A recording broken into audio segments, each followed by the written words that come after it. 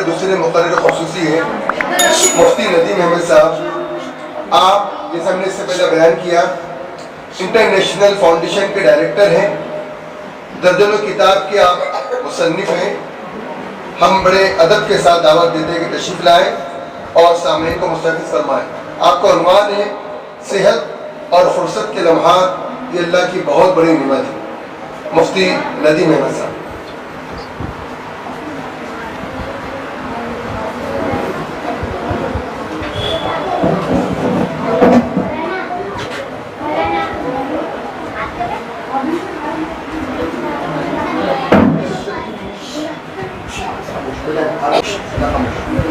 نحمده ونصلي على رسوله الكريم اما بعد فاعوذ بالله من الشيطان الرجيم بسم الله الرحمن الرحيم وما الحياة الدنيا الا متاع الغرور وقال النبي صلى الله عليه وسلم نعمتان مغبون فيهما كثير من الناس الصحة والفراغ. صدق الله العظيم وصدق رسوله النبي الكريم.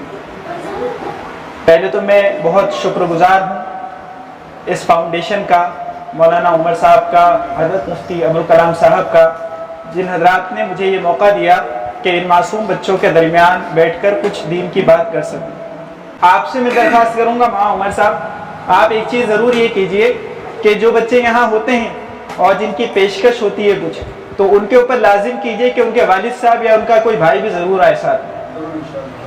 جن کے والد صاحب نہیں آئیں گے, جن کے بھائی صاحب نہیں آئیں گے, تو ان کو پیشکش سے اس دفعہ روک دیجئے.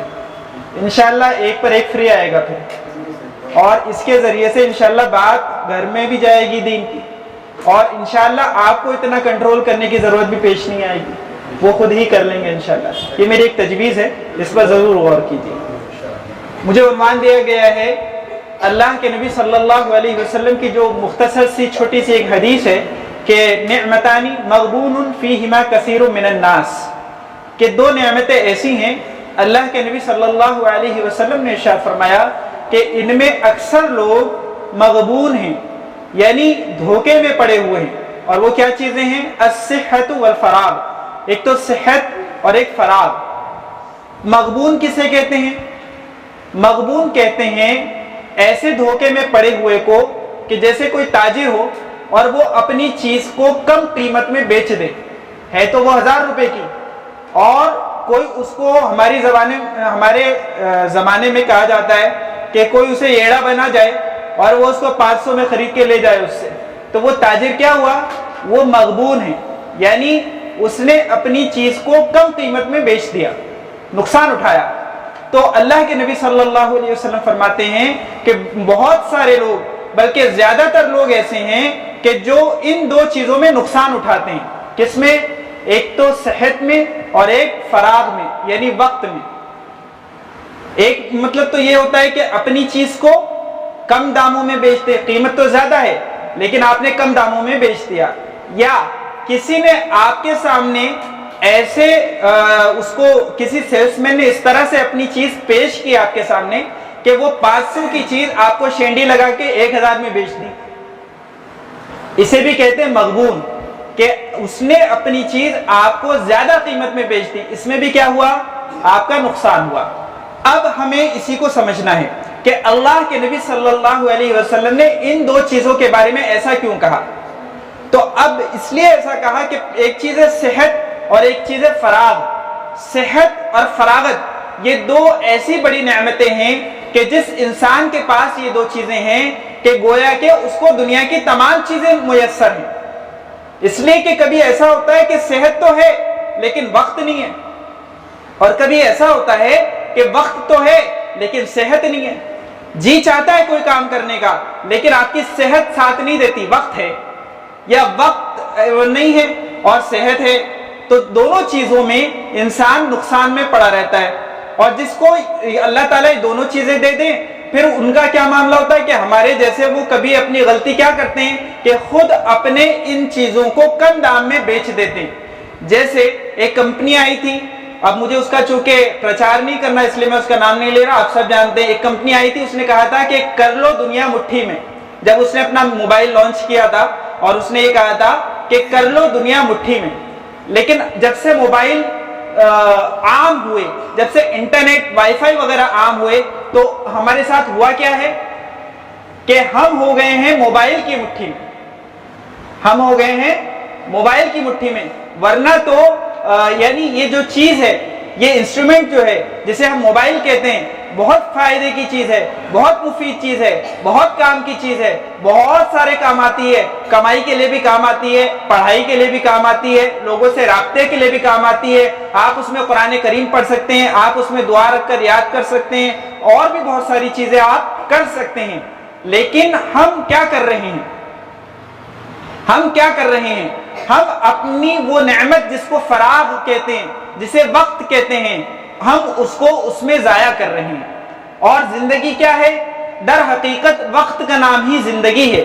جیسے کوئی آدمی پیدا ہوا 2020 میں اور وہ زندہ رہا 2050 تک, تو 2020 سے لے کے 2050 تک وہ زندہ رہا. تو جب ہم اس کو لکھتے ہیں تو لکھتے ہیں 2020-2050. تو وہ جو ڈیش ہے وہ اصل میں ہماری زندگی ہے. 2020 سے پہلے بھی ہم نہیں تھے اور 2050 کے بعد بھی ہم نہیں ہیں, ہے نا. تو اس لیے یہ تھوڑی سی زندگی جو ہے یہی اصل ہماری زندگی ہے. اور ہم اس کو کیا کر رہے ہیں کہ کم قیمت میں بلکہ بے قیمت اس کو خرچ کر رہے ہیں.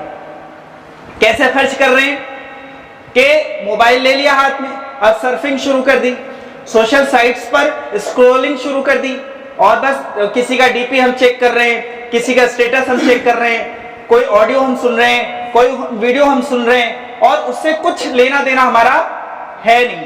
ہماری امی کہہ رہی ہیں کہ بیٹا باہر سے جا کر یہ سامان لے آؤ, ہم کہتے ہیں کہ امی ابھی جاؤں گا یہ پورا کر لوں.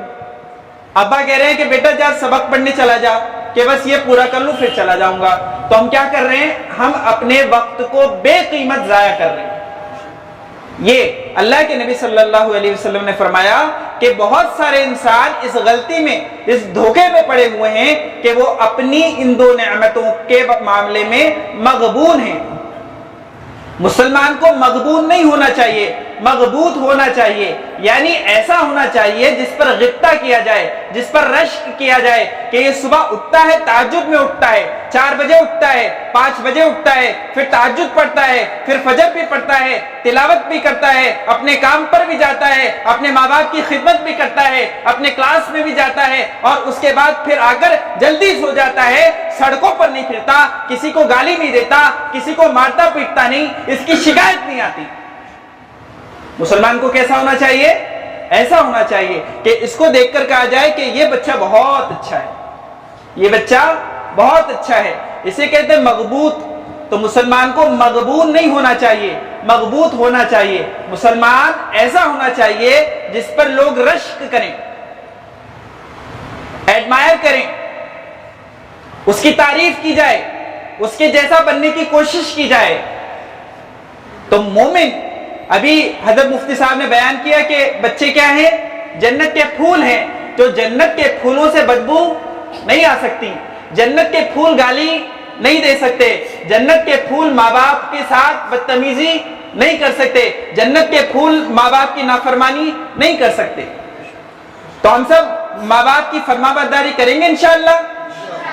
تو ایک چیز میں بتلا رہا ہوں کہ 2 نعمتیں ہیں. ایک ہے فراغ, وقت ہونا, جس کو ہم بے قیمت ضائع کر رہے ہیں, تو اس سے بچیں.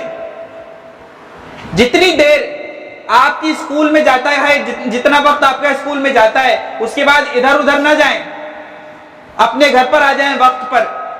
کسی کو انتظار کرانا اچھی بات نہیں, گناہ کا کام ہے. اور ماں کو انتظار کرانا, باپ کو انتظار کرانا, وہ اور بھی زیادہ گناہ کا کام. جیسے ایک تو گھر میں بیٹھ کر گالی دینا یہ برا ہے, لیکن مسجد میں گالی دینا اور برا ہے. گھر میں شور مچانا, ماں باپ کو تکلیف دینا برا ہے, مسجد کے صفوں میں دوڑتے پھرنا اور برا ہے نا. تو اس لیے مومن کی شان یہ ہونی چاہیے کہ وہ جو ہے ایسا بنے کہ اس کو دیکھ کر لوگ اس کے جیسے بننے کی کوشش کریں. اپنے وقت کو بچائیں. اگر آپ کے پاس کوئی کام نہیں ہے تو آپ سو جائیں. اگر آپ کے پاس کوئی کام نہیں ہے آپ سو جائیں, اس لیے کہ گناہ سے بچنا بھی عبادت ہے. گناہ سے بچنا بھی عبادت ہے. ہم کہتے ہیں نیند نہیں آ رہی, 12 बजे तक नींद नहीं आ रही। भाई नींद इसलिए नहीं आ रही कि जब आप 12 बजे सोते हैं फिर 8 बजे उठते हैं सुबह में। अगर 5 बजे उठेंगे और 5 बजे से उठे हुए होंगे तो जाहिर है आपको 10 बजे 11 बजे नींद आने लगेगी। एक तबई चीज है नींद, एक नेचुरल चीज है।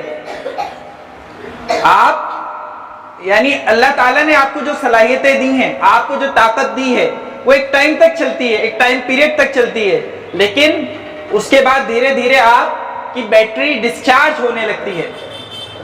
लेकिन हम सुबह लेट उठते हैं इसलिए लेट सोते हैं, या लेट सोते हैं इसलिए लेट उठते हैं, और हम अपने वक्त को जाया करते हैं। अल्लाह के नबी सल्लल्लाहु अलैहि वसल्लम ने फरमाया, एक हदीस में तिरमिज़ी शरीफ की रिवायत है, अल्लाह के नबी सल्लल्लाहु अलैहि वसल्लम ने फरमाया कि इंसान के कदम उसकी जगह से हटेंगे नहीं क़यामत में उस वक्त तक जब तक ये ना बता दे कि जिंदगी कहां खर्च की, जिंदगी कहां खर्च की। इसलिए हमें अपना वक्त जाया नहीं करना है। इसलिए इस नेमत को, फरागत की नेमत को, कि जब आपके पास वक्त है, स्कूल पढ़कर आप आते हैं आपके पास वक्त रहता है, आप ट्यूशन जाते हैं उसके बाद भी आपके पास वक्त रहता है, तो आप अपने घर वालों को कहिए कि मेरा ये वक्त फाजिल है और ये फारिग वक्त है, इसमें मैं कुरान याद करना चाहता हूं। किसी उस्ताद के पास जाइए, आप उसमें सूरतें याद कीजिए, आप उसमें पारे याद कीजिए, आप उसमें कुरान याद कीजिए। कितने अल्लाह वाले ऐसे हैं कि अल्लाह ने उनको तौफीक दी, उन्होंने स्कूल के साथ साथ, उन्होंने कॉलेज के साथ साथ आलिमियत भी की। अब तो बहुत आम हो गया है मसला, आज से 10 साल पहले या 20 साल पहले तो नहीं था। अब तो माशाल्लाह कितने लोग हैं सिर्फ एक रूटीन में जाते हैं डेली, तो वो कुरान सुनते रहते हैं, कुरान सुनते रहते हैं, कुरान सुनते रहते हैं, कई पारे हिफ्ज कर लेते हैं, मुकम्मल हाफिज़ कुरान हो जाते हैं। फ़ज़ाइल अमाल में है कि अपने वालिदैन की खिदमत करनी चाहिए। एक अल्लाह वाले को ख्वाब में देखा किसी ने कि उनकी दाढ़ी जो है हीरे जवाहरात उसमें लगे हुए हैं, तो सुबह उठकर उनसे पूछा कि क्या अमल करते हो, कि और तो कोई अमल नहीं करता, अपनी माँ के जो कदम हैं उनको मैंने अपनी दाढ़ी से साफ किया था। कभी करके देखिए आप भी, अभी तो आपकी दाढ़ी आनी बाकी है, कम से कम पाँव दबा कर देखिए। अल्लाह के नबी सल्लल्लाहु अलैहि वसल्लम ने फरमाया कि एक मर्तबा अपने वालिदैन को प्यार और मोहब्बत की निगाह से देखना एक हज का सवाब मिलता है। ये जो पीछे बड़े हजरात बैठे हैं इनसे पूछिए, अपने घरों पर जाकर पूछिए कि एक हज में कितना खर्च होता है। और आप जब अपने घर जाएंगे अभी, एक मर्तबा अपने वालिदैन को मोहब्बत की निगाह से देखेंगे तो क्या होगा, एक हज का सवाब मिलेगा। आपको सऊदी वाले तो शायद 18 साल के बाद आने दें, अकेले अगर आप जाएं, या वालिदैन के पास भी इतना खर्च नहीं होता कि छोटे बच्चों को लेकर जाएं। आप यहां बैठे बैठे नाला सोपारे में रहते रहते हज कर सकते हैं। और कितने हज कर सकते हैं कि जितनी मर्तबा देखें उतने हज कर सकते हैं। कर सकते हैं ना मुफ्ती साहब, पूरे हज का सवाब मिलता है। सब करेंगे इंशाअल्लाह। दूसरी चीज जो इस हदीस में बयान की गई वो सेहत है। आज सेहत के मामले में क्या है, कैसे हम धोखे में पड़े हुए हैं। सेहत के मामले में अल्लाह के नबी सल्लल्लाहु अलैहि वसल्लम की जो अहादीस हैं, उनको हदीस की किताबों में बाकायदा किताबुत तिब भी होता है। उसमें ऐसे चैप्टर्स भी होते हैं जिसमें तिब्बी लिहाज से अल्लाह के नबी सल्लल्लाहु अलैहि वसल्लम ने बहुत सारी चीजें इरशाद फरमाई होती हैं। आज से 1500 साल पहले जैसे कोई इन्फेक्शन होता है, जैसे कोरोना आया तो कहा कि बार बार हाथ पैर धो, बार बार मुंह धो, तो अल्लाह के नबी सल्लल्लाहु अलैहि वसल्लम ने 1500 साल पहले फरमाया, आप जब सुबह में उठें बर्तन में हाथ मत डालिए, उससे पहले अलग से हाथ धोइए, वजू कीजिए, आप गुस्ल कीजिए, बाकी का लिहाज रखिए, 5 वक्त की नमाजें पढ़िए, हर नमाज से पहले वजू कीजिए। कितनी मर्तबा आपके हाथ धुल रहे हैं, कितनी मर्तबा आपकी कुल्ली हो रही है, ये क्या है, ये सेहत है। हम लोग इसका ख्याल नहीं रखते। हम सड़कों पर बिकने वाली चीजें जबान के चटोरपन के चक्कर में खाते हैं, उसमें डीजल पेट्रोल वगैरह सब मिक्स होता है। कोई मजबूरी नहीं हमारी, कोई मजबूरी नहीं हमारी। تو یہ جو ہم باہر کی چیزیں کھا رہے ہیں، یہ پیکٹس میں بند ہوئی چیزیں ہم کھا رہے ہیں. بچوں کو والدین کو ہم کہتے ہیں کہ ضد کرتے ہیں کہ چاہیے مجھے، جب تک نہیں دلائیں گے تب تک جاؤں گا نہیں، مجھے تو چاہیے ہی. تو اس سے کیا ہوتا ہے؟ صحت بگڑتی ہے، گھر کا کھانا نہیں کھاتے، پھر انہی چیزوں پر زندگی گزرتی ہے، صحت بگڑتی ہے اس سے. تو ہم کیا ہیں؟ دھوکے میں پڑے ہوئے ہیں صحت کے معاملے میں. ہم دانتوں کی صفائی نہیں کرتے، مسواک نہیں کرتے، ہم غسل نہیں کرتے، ہم پاک نہیں رہتے. کتنے نوجوان بچے، ان کو اگر نماز کے وقت میں کہو کہ چلو بھائی نماز کے لیے چلو، تو وہ کہتے پاک نہیں ہوں. اللہ کے نبی صلی اللہ علیہ وسلم نے فرمایا کہ وضو کی حفاظت نہیں کرتا مگر مومن، وضو کی حفاظت نہیں کرتا مگر مومن. یعنی مومن جو ہوتا ہے وہ وضو کے ساتھ رہتا ہے، پاک صاف رہتا ہے، اس کے کپڑے ناپاک نہیں ہوتے. کسی کے بدن سے بدبو آ رہی ہو، آپ اس کے قریب جائیں گے؟ آپ اس کے قریب بیٹھیں گے؟ نہیں بیٹھیں گے، نہیں پسند کریں گے. تو جب کوئی آدمی ناپاک ہوگا تو اس کے پاس فرشتے کیسے بیٹھیں گے؟ اور جب فرشتے نہیں بیٹھیں گے تو اس کو نیکیوں کی توفیق کیسے ہوگی؟ تو اس لیے صحت کا خیال رکھیے. سنت جو چیزیں بتلائی گئی ہیں صحت کے معاملے میں، پاکیزگی کے معاملے میں، تو ان کو اختیار کیجیے. اپنے گھروں کو پاک صاف رکھیے. اپنا کچرا نکال کر بازو والے کے دروازے کے سامنے جمع مت کیجیے، بلکہ اس کو وہاں ڈالیے جہاں ڈالنے کی جگہ بنائی گئی ہے. صحت کا خیال رکھیے. کوئی چیز ایسی کہ جو آپ کی صحت کو نقصان دیتی ہے، وہ ٹھنڈی ہو، وہ گرم ہو، ماں باپ کہہ رہے ہیں لیکن ہم کھاتے ہیں، ہم پیتے ہیں، ہم صحت کا خیال نہیں رکھتے. اور ماں باپ کبھی کبھی بچے کی محبت میں پھر مان جاتے ہیں. تو اس لیے صحت کا خیال رکھیے.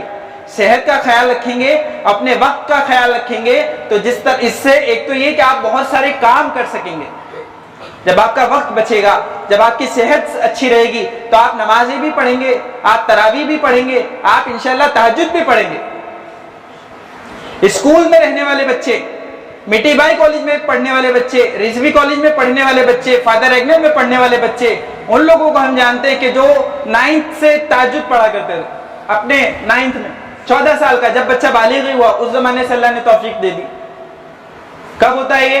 اس کا ایک راز یہ ہوتا ہے کہ اللہ والوں کی خدمت میں جایا کریں، اللہ والوں کی خدمت میں جایا کریں. اپنے بھائی کے ساتھ، اپنے ابا کے ساتھ، اپنے علاقے کے مفتی صاحب کے پاس، اپنے مولانا کے پاس کچھ وقت وہاں بیٹھا کریں، ان کی خدمت کیا کریں. ان کے پاس جا کر پوچھ لیا کریں آپ کو کچھ کام ہے جو میں کر سکتا ہوں، میں وہ کام کر دوں گا انشاءاللہ آپ کا. حضرت نبی کریم صلی اللہ علیہ وسلم نے حضرت انس رضی اللہ عنہ کے والد سے کہا کہ مجھے ایک لڑکے کی ضرورت ہے جو باہر کا کام کر دیا کرے. حضرت ابو طلحہ ان کے سوتیلے والد تھے، ان کے والد کا انتقال ہو گیا تھا. ان کی حضرت انس کی والدہ سے حضرت ابو طلحہ نے نکاح کیا، تو وہ حضرت انس کو اپنے سواری پر پیچھے بٹھا کر لے کر آئے. وہ 10 سال کے تھے، اور اس وقت سے انہوں نے حضرت نبی کریم صلی اللہ علیہ وسلم کی خدمت کی. جب حضور کا انتقال ہوا تو حضرت انس 20 سال کے تھے. 10 سال خدمت کی ہے، 10 سال خدمت کی ہے، 10 سال کے بچے نے خدمت کی ہے. آپ دیکھیں کتنی روایتیں ہیں حضرت انس سے. تو جب اللہ والوں کی خدمت میں جائیں گے تو دین کا علم سیکھنا نصیب ہوگا. تو سب کریں گے انشاءاللہ. تو ان 2 نعمتوں کا بہت خیال رکھیے، اپنی صحت کا بھی اور اپنے وقت کا بھی.